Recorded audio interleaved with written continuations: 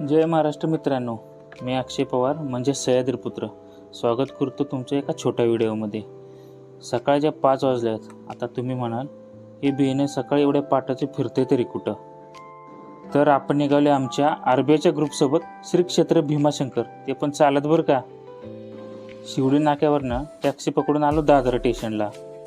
दादर ते नेरळ तिकीट काढून प्लॅटफॉर्मवर आल्यावर समजलं की पावसामुळे ट्रेन लेट आहे। 5:59 कर्जत फास्ट लोकल अखेर आली 6:30 वाजता। ट्रेनमध्ये आल्यावर आमचे जोडीदार पप्पू आणि खारडे मेजर दिसले। पुढे वातावरणाचा आनंद घेत अखेर पोचलो आम्ही नेरळ स्टेशनला। नेरळ स्टेशनच्या बाहेर येताच आम्ही आलो हॉटेल शिवसमर्थ। इथं आल्यावर आम्ही वडापाव आणि मिसळवर दणका मारून पुढे आलो टॅक्सी स्टँडला। टॅक्सी पकडून नेरळपासून लगभग 34 किलोमीटर खंडस गावामध्ये जायचं होतं।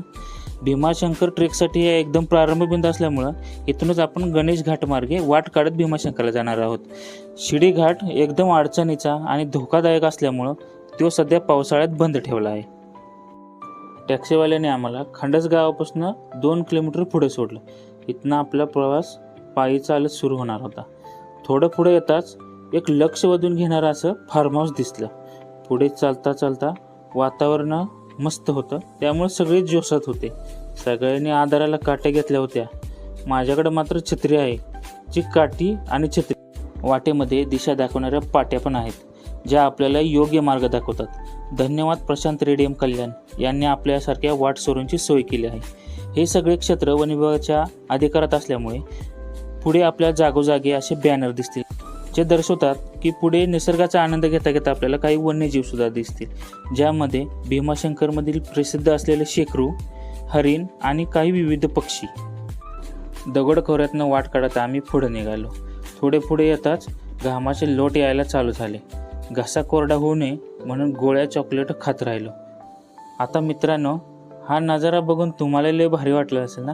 मला पण भारी वाटलं, म्हणून घेतला एक व्हिडिओ। अर्धा तास चालून पुढे आल्यावर एक भारी असे गणेश मंदिर आपल्याला दिसते। यावरूनच या रस्त्याचे नाव गणेश घाट असे पडले आहे। मित्रांनो, मंदिराची किमया तरी बघा। आपण कुठल्याही मंदिरात जाण्या अगोदर पाय धुतो। या पाण्याने पायऱ्यावरून आपले पाय धुवून खाली जायची वाट काढली आहे।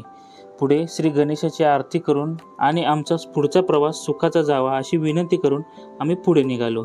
पुढे जातानाच निसर्गाची आवड असलेले सर्व भोले भक्त ट्रेकिंग करत पुढे जाताना वाटेत जाताना आपल्याला खूप असे छोटे छोटे धबधबे दिसतील। वाहत्या पाण्यामुळे वाट शेवाळलेली होती, म्हणून काठीच्या आधाराने तो पार केला। पुढे आल्यावर सगळेच थोड्या वेळ विश्रांतीसाठी थांबले। जास्त वेळ